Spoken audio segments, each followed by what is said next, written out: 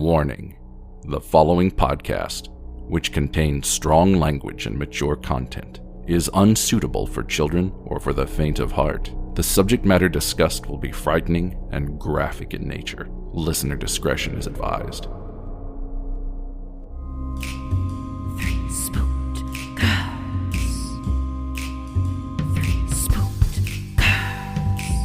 When you wanna hear about the paranormal, you get the Spooked Girls. True crime that makes you hypothermal. With the 3 Spooked Girls, stabby snippets will give you dreams. Tara and Jessica will make you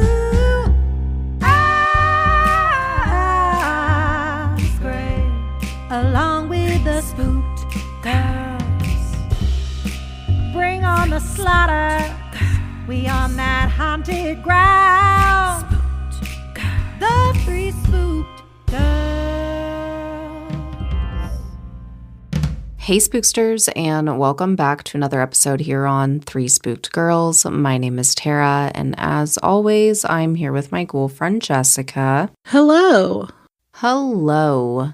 And today is part 2 of Kidnapped, Elizabeth Smart. So if you have not listened to part 1, you're going to want to pause this, go check that out, and then come on back. There is so much to get into with this. I'm just thinking ahead. Oh my God, we have so much to talk about this one. But before we get into that, if you are new here, hello, welcome. Thank you for checking out the show. Returning Spooksters, welcome back. And if you are not hanging out with us on social media at this point, I don't know what you're doing, but you can find us on all the places. We're on Facebook, Instagram, Threads, everywhere, pretty much. Our handle is at 3 Spooked Girls. And if you like Facebook groups, because you know we love ours, you can join us over on 3 Spooked Girls Official. It is an amazing little corner of the internet that Jess and I, and it seems like all you guys love too, so we're very happy that we have it. So if you are not in there and you're a newer Spookster or you just haven't popped over, come on over. We also do have our virtual book club that meets at the end of every month. It is Spookster Literary Society. You can find us in the book clubs app or in our link tree in the show notes below. We are now into February and we are reading a book called Girl Dinner, and I am so excited. It sounds so great. It's sorority girls and cannibalism and other things.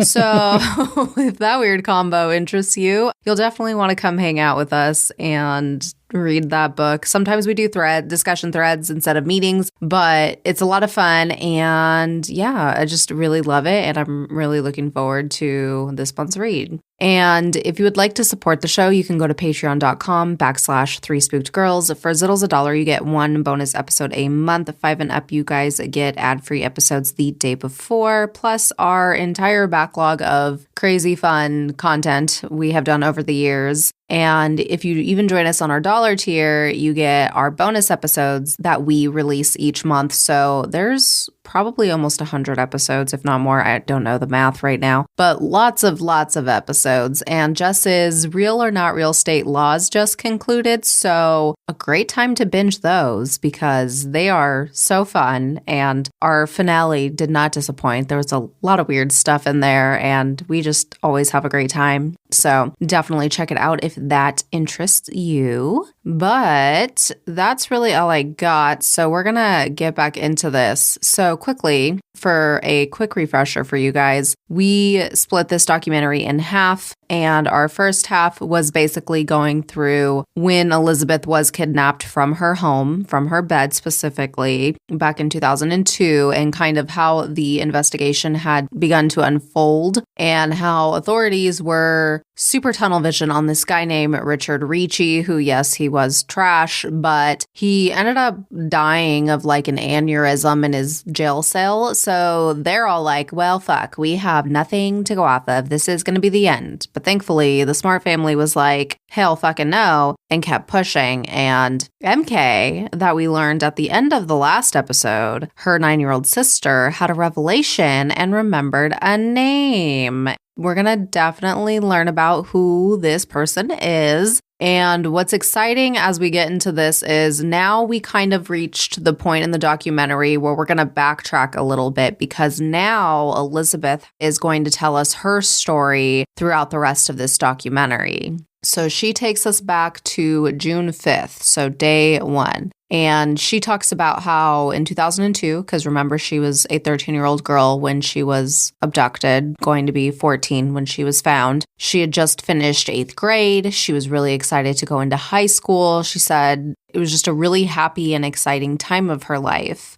And they start talking about the night of her abduction, and she says she remembers a man voice saying, "I have a knife at your neck. Don't make a sound. Get up and come with me." She was terrified, obviously. And she said that she was hoping her parents would wake up so someone could stop this, but sadly, no one did. So they went through, left the house, went through the backyard, and they started up the trail, the same trail that the cadaver dog alerted on and took authorities on when they were doing their search. Elizabeth said she asked him if he was going to rape and kill her. Her thought was she hoped he did it close to the house so that her family could find her. And that just broke my heart. I know. So much. Because I'm like, oh my God. I can't even describe how much that just hurt my heart hearing that, especially remembering and reminding yourselves, this is a 13-year-old saying that. Right. And it just kind of showed that, like, how much her family meant to her, because in these moments, it would be understandable to only be thinking about yourself and your survival and not thinking about what your family is thinking in that moment. Like, I could see that coming in later, but the fact that she's like, I just want him to get it over with. I want my family to be at peace soon. Yeah, it's so heartbreaking, and just shows how selfless of a person she is, because this would be a very understandable moment to be selfish and be like, what am I going to do to get out of here? What am I going to do to live? Like, even then, like, just caring about everybody else just shows her heart. And this fucking creep, he says, I'm not going to rape and kill you yet. Which I'm like, ew, fuck you, dude. And she says that they came up to this campsite and there was a woman there and she came out of a tent. He lets Elizabeth know that her name is Hepzibah, which I'm like, this sounds like a fake demon name from a really, like, D horror movie. Just saying. I was going to say, this sounds like a really bad witch movie where this is like the witch who lives in the woods is named Hepzibah. Ugh, I hate it so much. Like, there's a pilgrim buckle somewhere in this movie. Oh my God. Ew. This is, yes, you know what? When we did Pilgrim, that's like a name that would have been in that movie that we recapped a few months ago. Ew, I hate it. So Elizabeth said that Hepzibah came up to her and hugged her. And she said that she looked different than anyone she had ever met before. She describes her as wearing a tunic and a headdress in all white, just like the outfits from the party, by the way. She took Elizabeth into the tent and took off her shoes and began washing her feet. Which is very, like, symbolic within the Christian faith, because it's like what Mary Magdalene did for Jesus. So it's kind of this, like, preparing, like, a sacred person. Right. And after that, she tried to undo Elizabeth's pajamas. Elizabeth said she tried to resist, and Hepzibah had told her, quote, if I have him come in here, he's going to try and rip the clothes off of you. So, of course, Elizabeth complied because we don't want any of that. Right. And she gave Elizabeth a robe like she was wearing and took her old clothes and left the tent. Elizabeth said that she remembers feeling like her doom was approaching, understandably so, and she was crying and scared, and eventually her captor came in and said to her, quote, I hereby seal you to me as my wife before God and his angels as my witnesses. She screamed no, and he said, if she ever screamed like that again, I'll kill you. If it'll help you not to scream out, I can duct tape your mouth shut. And obviously don't want that either. So she tried to fight him on this, and he just gave the same response every time and just kept saying, quote, it's now time to consummate our marriage. Yeah, you guys know what that means.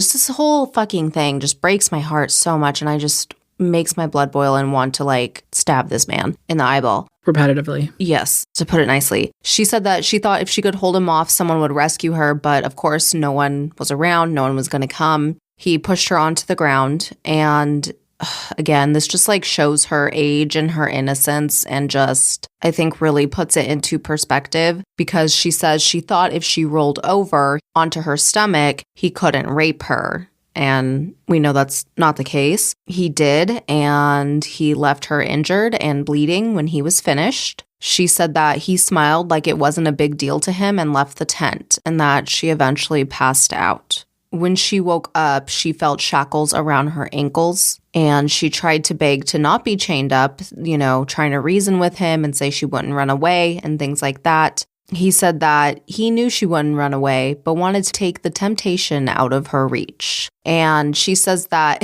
this part was funny to me, and I had to immediately go Google it. She's like, he looked like Rasputin. And I was like, oh my God. It is very accurate. He is very Rasputin looking. And I was like, okay. No, this whole situation is just so gross. So gross. Oh, I can't even imagine being 14 in this. This seems like a horror movie. Yeah. And I mean, being a child in this situation, even being an adult, this situation would be terrifying. So being a child, oh my God. Right. So he had said his name was Emmanuel David Isaiah, and his wife was Hepzibah, some weird middle name, Isaiah. Elida or some shit. Not that it really matters. They're both fucking monsters and trash. Yeah. But they had these very biblical, old-sounding name type of shit, right? And he had their own scriptures. They had their own Bible, and it was called the Book of Emmanuel David Isaiah. And that he said that God commanded him to kidnap 7 young girls, and that she was the first of the 7.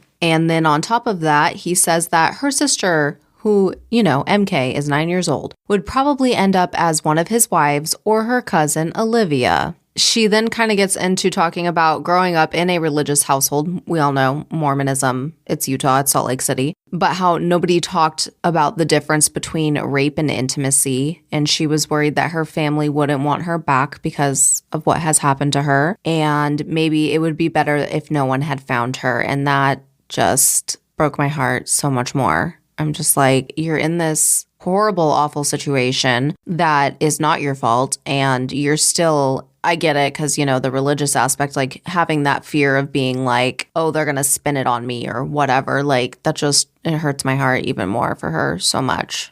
Right. Watching that felt like there was part of my life where I could remember people talking about there's a lot of victim shaming within religious beliefs. And I could see why she would think this, because she's probably heard people talking about girls who had been and how they'd put themselves in that situation. And no one puts themselves in that situation. Bad people make bad decisions, and that's what happens to them. But I mean, she was 13, 14 years old and was in a very affluent area, and things got swept under the rugs. And it would make total sense why she thought, if I go back, I'm not going to be worthy of my family and my religious upbringing. Just awful. So now we go to day 8 of her being captured, and she says that Emmanuel would bring back newspapers and the missing persons posters and literally would tell her, hey, everyone's looking for you. She said he had told her, quote, every window in Salt Lake has a picture of your face in it, but they'll never find you because I have you. What a fucking fuck. What a cocky fuck. Literally, we talk about criminals having this delusional mentality, but he is literally the mayor of Delulu town. And he just thinks that no one's ever going to figure out, because I mean, later on, you could kind of see where people might believe it. And why wouldn't she believe him? Right. In her mind, it was not conceivable that a man would break into her house and take her out without anyone hearing. And I could see her being yeah, I totally believe this. Oh, yeah, for sure. I never thought someone would get away with this, and look at where we're fucking at. Mm-hmm. At this point, she has literally no way to escape right now, especially when she's chained up and stuff. And I don't really think she knew where she was. No. Let's say she got away. She doesn't know if she's 100 miles away. She just knows that she walked through the night and ended up somewhere. She doesn't know where that is. She doesn't know if she's in the same spot. She has no idea what's going to happen to her. Exactly. And if she were to run off, who knows what's out there. Well, right. And she also doesn't have any idea if he has any weapons. He could have had a gun. He could have had other things. You just don't know. Mm-hmm. And she talks about how one day she heard someone calling her name. She said it was really faint, and it ended up being the search team that was out looking for her. Emmanuel and his sidekick also heard this and told her that if she made any noise, that he would use this knife that he had to kill anyone anyone who came into their camp, and then it would all be her fault. So she stayed quiet, and the crews eventually passed through. She talks more about the horrific things she went through while she was in captivity. She said it wasn't uncommon to wake up to being raped every day, multiple times a day. And she said afterwards, he would pray for about 45 minutes and use God to justify what he was doing. Just like every other nut job that uses religion, whether it's cult, something like this, they always go back to being like, oh, God told me to do this. Oh, I'm just doing God's will or whatever, right? This was a man who was in the process of starting a cult. Like, you can just tell. Like, This was step one, was to have Hephzibah and then break Elizabeth. And then he was going to get more girls. And then eventually this probably would keep going. Right. If he had had his way, absolutely. She says that he loved power and being in control. He humiliated her every day and that Hephzibah encouraged him. She talks about how they would go to a spring every day for water, and he essentially had this makeshift leash for her, which makes sense because this would make her guard come down, of course, right? He would force her to binge drink beer until she threw up, and he would leave her face down in her vomit. Did not give a flying fuck what she was doing. And he would threaten her all the time, saying if she didn't cooperate, he would kill her or her family, and would just do this over and over and over and over again. So of course she believed him. And she said she would wonder what her family was doing. And she said she would try to remember everything she could about them, and that she said this when she was thinking of happy memories and the love of her family and, you know, the fact that they were looking for her because obviously he's shown her these missing posters and all of that stuff. She knew that there was something worth surviving for. So she knew she had to figure out a way to get through this and get back home. And now, just like this whole time frame is crazy how long he's kept her, right? So now we jump ahead to October 12th. So we're at 4 months since she was kidnapped. Like we said at the end of the last episode, it was one night before bed. MK was reading through Guinness World Records and she had this name pop into her head.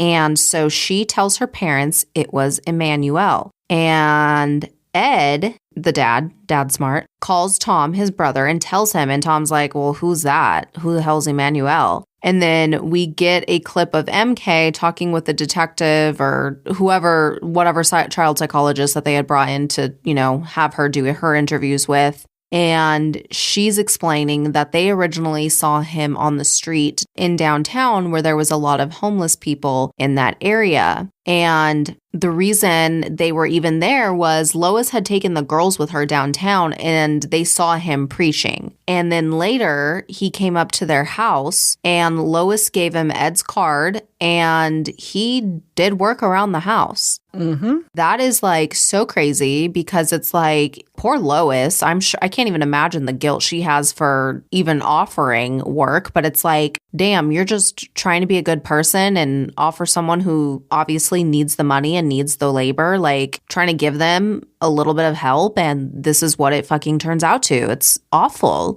And of course, because she's a 9-year-old girl, when like the interviewer is asking MK as a child if it was Emmanuel for sure that night, she says, I'm not quite sure, but it might have been. And so, of course, because investigators don't want to believe freaking anything this child has to say, they're like, oh, well, there's some doubt there, so I don't know. She could be mistaken, blah, blah, blah, blah, blah. And it's like, okay, well, and the family acted the same way. It's like, you need to look into this dude. Like, what the fuck? Right. Your main suspect's dead. So, like, can we please move on? Because she's obviously not been found and not home. And Corey, he comes back on our screen and he admits that he wasn't convinced either because Emmanuel had not come up on any lists and he was only there at the Smart House one day for a 3-hour time block and never came back. Didn't even bother coming back to get paid, nothing like that. But eventually, they did start looking into him because one of the days that MK was talking with authorities and stuff, they had a sketch artist come in, and this sketch artist also MVP, because I'm like, we'll find out why later, but like MVP for this sketch artist. And I'm always so impressed with any sketch artist because it's like, it's such a talent that these people can take these descriptions and they come up with like so spot on pictures of people. It's crazy to me. It's amazing. Like so much respect. So anyway, so they get the sketch, right? And law enforcement didn't want to put it out They said they didn't want to put it out because they didn't want to scare the perp away, which I'm like, okay, whatever. But the description they had on him as well was pretty much like, oh, okay, so like majority of men in Utah. They said he was medium height, thin build, dark hair, and clean shaven. I'm like, okay, a man. What is that going to do? Nothing. I just think it's so stupid. Sorry. It is, because it's like when you boil down anything to that vague of things, it's just like a generic person. But like MK like gave them a sketch or gave enough, and they picked and pulled what they thought was important out. And I mean, granted, he didn't have any like discernible scars or tattoos that they could see or anything. Like, it's not like he had like a weird like eyebrow or two different colored eyes or a third nostril, but like still this little girl was like, this is what he looks like. I mean, you see the sketch, you'll see photos of him and you're like, oh, that's pretty fucking right on. She did an amazing job. It felt like the police didn't want to get away from Richard Reese, because I have a feeling that there's probably a little bit of guilt with the fact that they had Richard Reese in jail when he died. So if he's wrong, then they kept him in jail for no reason and he died. Shoot, like if he had had family that wanted to go after them, they could have done some kind of civil suit of like wrongful imprisonment and like, you know, blah, blah, blah. Like they probably could have got a pretty penny, sadly. Because the stress that this would be putting on him. I think he had a heart attack. Well, he had an aneurysm. They thought it was a heart attack, but they found out it was an aneurysm. Yeah. Yeah. I mean, that is could be triggered by stress. So yeah, I mean, being locked away in a jail cell and being told that you kidnapped and murdered a little girl and they just want to know where the body is really stressful. For sure. So we go back to Elizabeth. She's going to talk about like August time frame. We ping pong quite a bit as we're getting both sides of the story on what everything was happening. That'll bring us back to when she's rescued. So she talks about how during this time, the adults got into a fight because Emmanuel would go into town and get food and get supplies, get stuff, but he would always leave her and homegirl up there in the campsite with nothing. And she was like, we were sitting up there cold and starving, and she was over it. And eventually it was decided that they could all go down to the city together. So they started down the trail and they saw people, but, you know, nothing. But literally can't blame them because they even talk about it in the documentary. And one guy was like, why would anyone want to stop people in this, like, you know, religious garb? It's a group of them, and like, say you're by yourself, you know, it is kind of unsettling. It is a little weird. Like, you're just going to mind your business and keep going. Even Elizabeth says, you know, she doesn't blame him or any of those people walking by. And she says she did think about yelling out at this point, but I think what people forget, and she says this too, is she was abused for months, and she was told for months that if she says anything, she does anything, he's going to go kill not only her, but go kill her family. And anytime she disobeyed, she was raped or not fed and everything like that. And so she was like, if I had an opportunity to run away, I was going to make sure I 100% could get away, so it was worth it. And that's completely understandable. And I think that's also another thing that shows like how smart and how resourceful her mind was, you know, even at this young age, even going through this, months and months and months of complete abuse the whole time, like 24/7. Right. She had been conditioned to believe that if she did anything wrong, she acted inappropriate. And I guarantee you, someone's walking up on them, he's gotten a tighter hold on her or whatever, like they close ranks on her. And also, she knows he has a weapon. And I don't know many people who go like running when someone has a weapon. Right. Like, I don't know, the jogging community like is strapped when they go out. So it's like, imagine if she called out and this person walked up on them to like help. Emmanuel had said like, oh yeah, I'll kill people.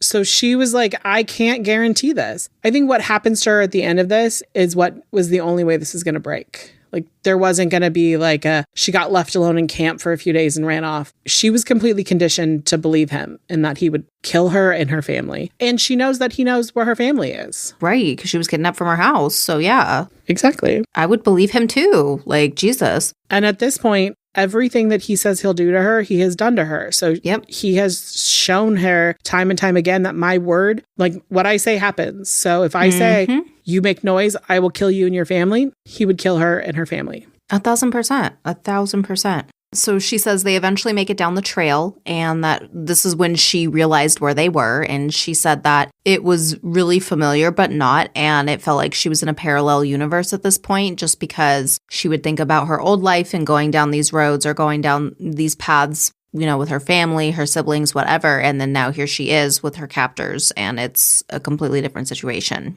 So because they didn't have the same internet that we have today, for those that are too young to realize this or have lived through this like us, they went to the library to go look at some maps, and a man came up to them and said, "I'm a homicide detective and I need to ask you a few questions. I just need to make sure this girl isn't the girl we're looking for. Can I see her face?" Spoilers, they're looking for Elizabeth, and obviously Hepzibah and Emmanuel know this. And he says, "I'm sorry, no, that would be against our faith. That would be against our religion. The only people that will ever see her face are her future husband and myself, her father." And like you mentioned earlier about you're sure they probably have a hold on her. In this instance, they do. Hepzibah grabs her leg to be like, "Keep your mouth fucking shut," like grabs her leg under the table. And the detective doesn't really fight them on this too much, and he just ends up leaving. And it's like, okay, because we know it's her and because we know this is like so close to her getting saved, that's why I'm like, fuck this fucking cop. But it's also like, they're in Utah, they're in Mormon land. Like, if he didn't have a gut feeling to be like, no, I still need to check it, then yeah, if someone, especially with how they would dress, if he's like, no, this is our religion, I'm respectfully no, then it's like, it's understandable, but it's also like, bro, it just makes me mad. I saw an interview with Elizabeth because she even talks about in the interview, like how they didn't explain the situation well in the documentary. Like, I think they cut things out because he, I guess, did try to push back. He was like, well, can I convert to your religion? Like, he really did try. And she talked about the fact that like she understood that this cop can't just like force her. Because like we know that it's Elizabeth Smart and this isn't her religion. But if this had been somebody's religion and they had violated, that's a First Amendment like right that they have violated. Right. He could be in a lot of trouble. And the way that she kind of talks about it in the documentary and in this interview is that Emmanuel kept his cool. So it wasn't like he was like acting erratically. Like, no, you can't look at her. What, like, it was like he had kept his cool so that like, if I'm a homicide detective, he's not indicating that what he's saying is not true. And, you know, this is 2002, which is like a year after 9/11. Like, if you think about the timing and you have people who look like they could be of Muslim faith, probably not the best time in the world to like, you know, pick a fight with that. And so he talked to Elizabeth, this detective did, and he like, you know, he felt so guilty and he like apologized profusely. And she's like, what were you going to do? Right. There's no way to know for sure. So that's also the other thing. Because what if he had forced it and it was not her? Right. That would have been bad. I think that's why, like, when she talked about it in this interview, it was like she had said he was trying. But I mean, yeah, I think it's just like there's very little you can do once somebody kind of like invokes the First Amendment right. You know, you can't really get around it. Our country is based on freedom of religion. So people have the right to believe in the religion that they want to believe in. And if this is part of your religious doctrine, that's part of your religious doctrine. And especially because this is a Mormon area, like this cop was being extremely respectful. And he apparently has since passed, but he had conveyed to Elizabeth how like guilty he's felt because he knew that if he had just ripped that cloth off of her face, he would have found Elizabeth Smart. But he couldn't have done that because, I mean, we all want like these action hero moments from our police officers where they like break the law for good reason, but like they are not allowed to break the law for good reason. Like no police officer is allowed to do that, regardless of what anyone says in the world. So he was doing his job to the best of his ability. And again, I understand both sides. I understand why Elizabeth didn't say anything. She didn't know what was going to happen. She didn't know that, like, what if she said something and they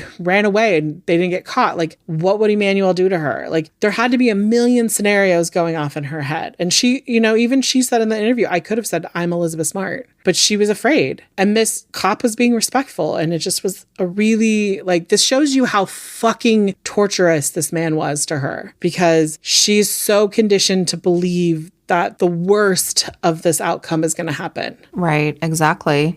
So after this interaction, Emmanuel rushes to get them back up to their campsite, and she said he was super anxious and then decided that they needed to leave Salt Lake City. Then we kind of go back over to the Smart family side, and it is now December. And Ed talks about how he heard someone in church say, "Can you believe Ed Smart? He still thinks she's alive." And Ed said that he didn't let any of that get to him, and the family didn't let that get to them. They just kept pushing because they knew. And another thing that happened was Corey was offered a position of chief of police in Ketchum, Idaho at the end of 2002. And he said that he really went back and forth with it because obviously that, was something that would be huge for his career, but he didn't want to abandon the Smart family. He was emotionally invested in this case. Like, he wanted to make sure they were in good hands and everything. He did end up going, but he did talk to the Smarts beforehand to let them know. And then he said he also kept keeping up and checking over things with this case every single night, even after he left. So flash forward a couple months, and we are in February of 2003. Authorities seem to still be convinced it was Richard, and the Smarts are like, no, hello, what about Emmanuel? Why aren't we looking into this guy anymore? What the fuck? So the family goes rogue, and thank goodness they do. So they take Elizabeth's story to the classic America's Most Wanted, a little TV show you millennials and stuff might have heard of. No big deal. NBD. Mm-hmm. And they release the sketch with it. And immediately tips come in, and a tip that's so important came in, and this guy says that he thought this was his brother-in-law. Tom plays the tape because there's the call's obviously recorded. And the guy says that there's a possibility this is my brother-in-law because he would be crazy enough to do it. And he had a, quote, teepee up in the mountains somewhere, but he never told anyone where it was. And that if he was the one who took Elizabeth, there's a good chance she's still alive. So Tom got a picture of brother-in-law, and brother-in-law's real name is Brian David Mitchell. And guess what? That's Emmanuel. I know. Shocker. Who is shocked? I love that it's Tom that gets this information because it's just like he seems the perfect person to be like manning this tip line. Right? Tom's like, fuck this. I got this. We're not letting the police handle this shit. We got it. It's fine. Right. And so then they call Detective Corden, and he looks up Brian's name in the database. And wouldn't you know, it came up that he was arrested for stealing beer from Albertsons, which is a grocery store for those not familiar. And they took a picture of him during his arrest, and he was dressed in the white robe situation. And obviously not clean shaven anymore, because when he's doing all this, he's got his beard and all that shit. And this was during one of his little trips to town while Elizabeth had been kidnapped and with them. And they let him go. And Tom realizes he saw him a lot around that downtown area, and he remembers seeing him and Epsiba was holding a baby, like a doll, not a real baby. She was holding a baby doll, and they were begging for money. So basically, the Smart family put together their own wanted poster, and leads came in. Here's what they learned. They learned that Hepzibah's real name is Wanda Barzee. They were told by family and stuff that the two of them were traveling the U.S. together on foot, preaching their gospel, because we know we have their own Bible, whatever. Mm-hmm. And he believed himself to be a prophet of God, and that he had slipped into a violent state of mind. And you can correct me if I'm wrong, but it sounds like he had a wife before Wanda, and that ex-wife is who called Dave. Yes. Yeah, okay. I was like, I think that's what's happening, but I was a little confused. Okay. Because they didn't actually say her name. They just said his ex-wife. No, they just called her the ex-wife. Which I understand why you wouldn't want to be. Oh my God. No, I'd be like, please don't ever use my name. Ever, please. Fuck my life. Anyway, she and Dave talked on the phone for 2 hours. She tells this really creepy story of how she was afraid of mice. He knew that. And he filled their entire stove with dead mice. I am like, that is fucking disgusting. And then it gets even worse because not only that, he also had a history of sexually abusing children. Mm-hmm. So they are like, ding, ding, ding. This is our fucking guy. And one of Tom's daughter's friends said that they saw these people with veils in robes similar to what he was wearing in the photo in the flyer at this place called Super Salad. And fucking Tom's like, bet, bitch, we're going to Super Salad. So they go to Super Salad and they're talking with a waitress at the restaurant. And she says, oh yeah, the Jesus people, they would come in and there was 3 of them. And yeah, one of them was a girl. She tells them what we already know, that they kept her veiled. But of course, like she had to move to eat. And she's like, I thought it looked like Elizabeth Smart. But, you know, I mean, that's one of those things where it's like, that's also something scary to be like, oh my God, I seen her and it's not her. You know what I mean? Mm-hmm. But they were like, holy shit, we are fucking right. She's alive. So that kind of like sparked all kinds of information coming in from the public. The Smarts have said for years and years that the public was literally their greatest resource with this. So they found out about the party. They found out about other eye accounts of people seeing them throughout town and stuff like that. And poor Jared, he comes back on and he's talking about he felt like a real idiot and stuff. And it's like, but again, it's one of those things where it's like hindsight's 20/20. And like he was at a party, like let's say that, I mean, he talks about this party, like there was drugs, there was alcohol. So he's inebriated. Yeah, you're not in a clear mind. Yeah. And like, why would you assume that these 3 people who walked in, and because the way that he describes it, this was kind of like a free love situation. So it probably wasn't unusual that someone walked in. Who knows if Emmanuel hadn't been there before? Because obviously he grew out his fucking Rasputin beard or whatever, but like maybe he went when he was clean shaven. And it's hard when you like, because there's people who have like photographed these. Mm-hmm. Let's be real. Like it's Salt Lake City. When you see people walking down the street in full white robes and their face coverings, this was unusual. So people took photos of it. Mm-hmm. I mean, I don't want to equate it to this, but people were like, it's like a dog on a skateboard. They're like, you don't see that every day. So. Right. They're like, look what I saw. Right. And like, you know, I think this is like 2002. So like, I think digital cameras are becoming a thing or like around that. The infancy, yeah. Like, I feel bad. I mean, like, and like Jared was like, there's literally a picture of us together. And I was like, oh, no. I mean, yeah, well, nothing you can do about that. Right. But these sightings obviously gave the family hope. The only thing that was concerning to them was that the last time that they could get a verified report or an eyewitness account was back in like October. There's this block of time where they hadn't been seen, but we know that they had left Salt Lake City. They had left the state. So they went to Southern California. Our documentary jumps to March of 2003. They were in Lakeside, California, which is about 25-ish minutes from San Diego. And they were at this camp for quite a while. Elizabeth said that he talked nonstop about how special he was and all of this shit. And she's like, listening to him talk was worse than getting raped.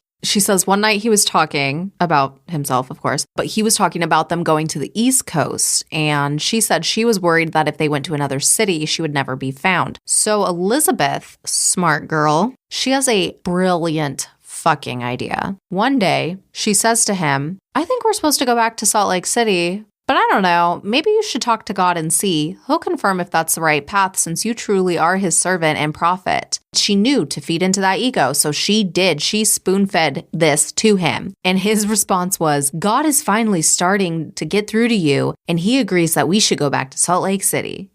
I wrote down exactly what he said to her. He's like, now that you know your nothingness, we can return to Salt Lake City. And when she says that he said that, I was like, oh, because now it's even more of an ego trip for her because he thinks she's sold on this lifestyle and he can live 20 minutes up in those mountains with her parents down below. It was a power trip at this point. And I was like, oh, this fucker. Yeah, he thought he had it all figured out. Fucking bitch. But thankfully, that does not work out. So then we meet a police sergeant named Victor Quezada, and there was a call that came in of a possible sighting of Elizabeth. The 3 of them were seen walking down State Street, and Victor says he was skeptical because obviously other sightings had came in since then and it had not been them. But Elizabeth tells us that the police cars show up and they start questioning them. Of course, they have no IDs. They're just saying they're, messengers from God. They had this really shitty wig that was probably from Walmart or $5 wig or some shit.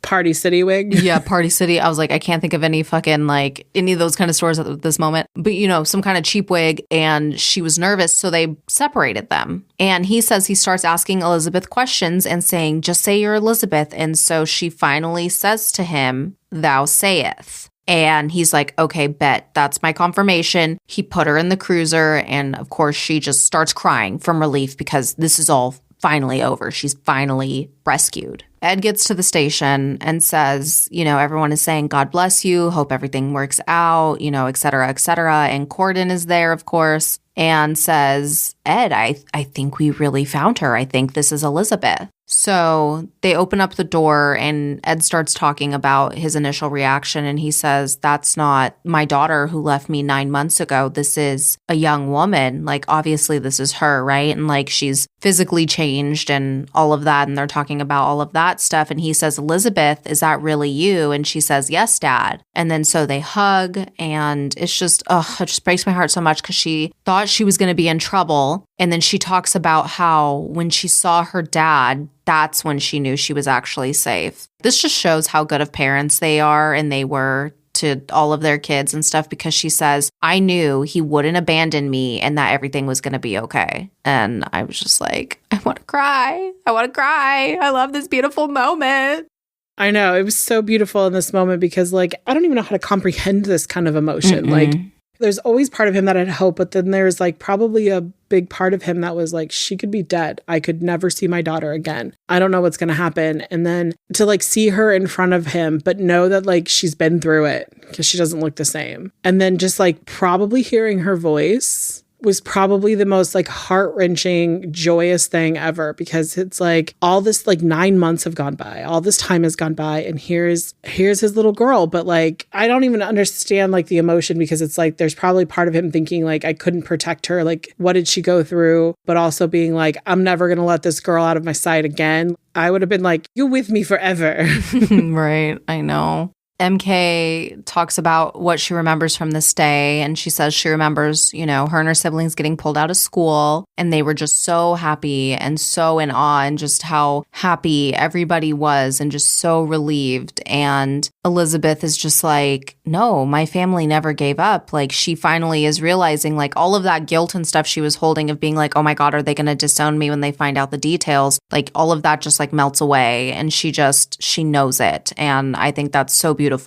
And Corey, of course, gets the call that they found Elizabeth and she's alive. And he talks about how he was just so relieved, and it was just so surreal. And it was so surreal that he went with literally CBS News to the campsite. And let's just be real. Like, I will give them kudos. They did own up from the beginning. Like, yeah, law enforcement was a big part in why they didn't find her sooner. Like, they did let her down in that aspect. And thank God she survived. And Corden just talks about how these were literally the strangest people he has ever met. And we see footage in this because literally anytime they're trying to get him to like confess anything, say anything, he just goes into these like babble bullshit sermons, right? And talking about Satan and shit. And like literally, I think it was like, I don't know if it was Corey or the other one, but they were like, Satan's not here. You're talking to me. We're fine. Because he was saying things like, God delivered her to me. And they're like, that didn't happen. And then he'd like get so agitated. He would just like, anytime they asked him a question, he would be like, get thee behind me, Satan. And I was like, oh, wow, we're really into church now. And can you imagine being a police officer being like, what is your name? And he's like, get thee behind me, Satan. I would have been like, well, that's an unusual name. Is it hyphenated? All together? Right.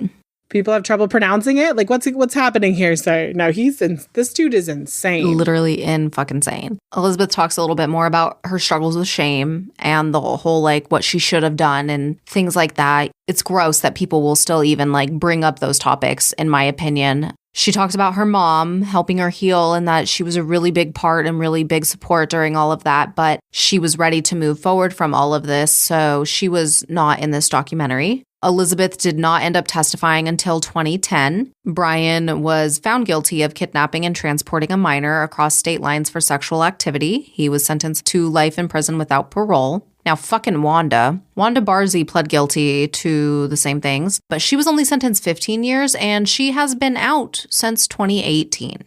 Yeah, I think she got like conspiracy or aiding and abetting in, so it's like it carried a lesser sentence than his. Yeah.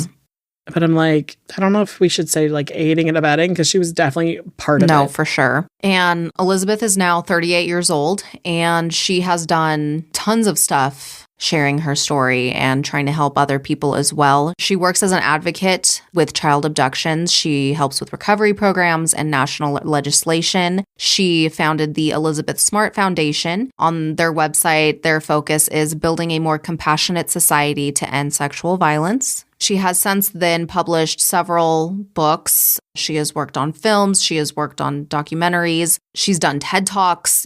She's still doing the work. And she was the producer on the 2017 Lifetime movie about her story called I'm Elizabeth Smart. And she did get her happily ever after. She did get married, and she does have 3 children. There will not be any pictures of her children or whatever, but they are so adorable. And it's just like their cute little blonde family. I love it for her so much. Just so cute. As far as other family members goes, MK is married and lives a private life with her husband. She got her master's degree and is a special education teacher. And I love that for her. And then lastly, Ed, the dad, in 2019, he publicly came out as gay. And that is also when him and Lois announced their divorce after 34 years of marriage. And he was quoted in, I can't remember if I read like a Variety article or like it was one of those big publications, but he had said, I plan on being happy. I plan on having a very full life. Oh, sorry, CBS. If I had just kept reading, I would have saw it in my notes. And then he says, and I want each one of my children to be happy, and I want Lois to very much be happy. And I read through it more, and, his kids, of course, everyone was shocked, but like his kids were very supportive. Lois was supportive, and basically they just want the best for each other. And I think that's beautiful. I think after all of this trauma that this family has went through for so long, and then just trying to, survive through it and heal from it over the past few decades, I'm glad that everyone's living the lives that they want and being able to hopefully have peace.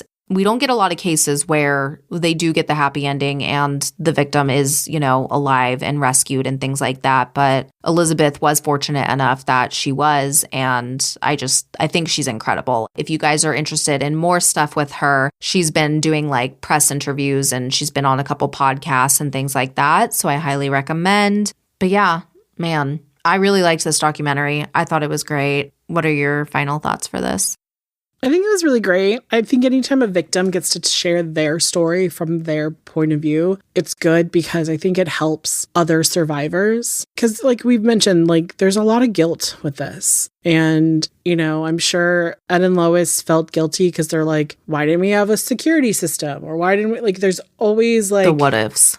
Yeah, like there's so many what ifs of like, what could we have done to protect our daughter more? And then there's like Elizabeth, who's probably thought about it over the last 23, 24 years, just sitting here thinking like, should I have sat at the library? When we went to eat, should I have told someone, written it down somewhere? What could I have done? I mean, I'm sure that's like plagued her life. And I know that she talks in there about how she's had to like change her inner voice to kind of understand that she was a 14-year-old girl. There was nothing she could have done. These 2 adults had taken her, and she, in a way, was like fighting like hell to save her life. And my heart breaks for the whole family because MK has to live with that guilt too, because like she could have screamed out in the middle of the night, like right away, and been like, he has her or something, because you don't know. And this does have a beautiful ending where this family got to come together and be together still. And the fact that Elizabeth has been able to like learn to trust people, because she talked about in the documentary, like not being able to trust men, and the fact that she's married to a man and has children, like that's a big thing. Like for a lot of survivors, that's not an option because they've never been able to heal from that. It's like the worst thing that could happen, but it has this like beautiful ending of this family coming together and being stronger. And I'm grateful for Elizabeth sharing her voice and her